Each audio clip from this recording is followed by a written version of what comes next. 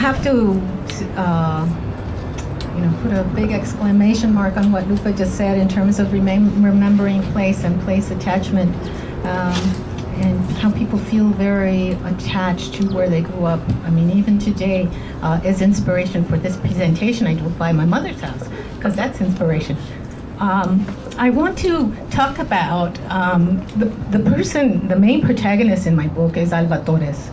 And some of you may remember Alva Torres because she had a column in the Tucson Citizen for about 15 years?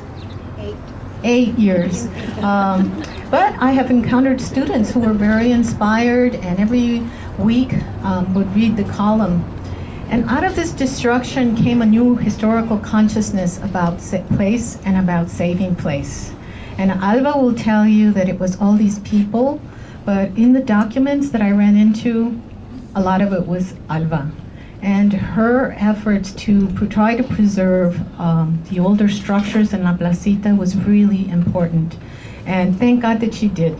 And in those days, she also wrote letters. I don't know what researchers are going to do today because people aren't writing letters to city officials, they're writing emails, right? So what's going to get lost in that?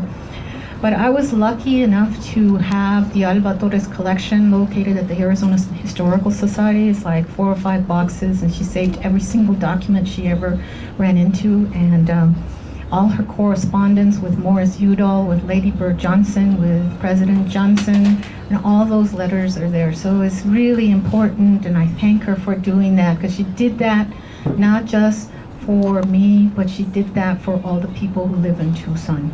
I think that collection is just so important, and you'll see if you read the book that I cite those documents and I cite her words and her efforts. Because of Alva's efforts in La Placita Committee, this group of mostly Mexican-American women, and Aileen Smith, you see the kiosco downtown, and it looks very different than the La Placita village, that concrete structure.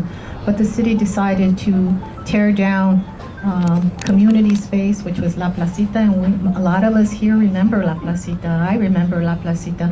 And they tore down community space and replaced it with commercial space, thinking that it was going to attract thousands of people. Yeah, it's funny now, right? But I think that a placita void of Mexican people is never going to attract Mexican people. I mean, anybody. I mean, its inauthenticity just is so blatant.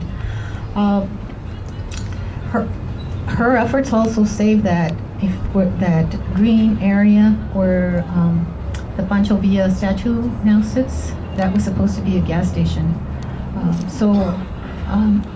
She did, what she did took a lot of valor, a lot of time. She had children and a lot of effort, and I think we owe Alva Torres a ton of gratitude for the fight that she put up in 1967, 1968. So, welcome Alva Torres.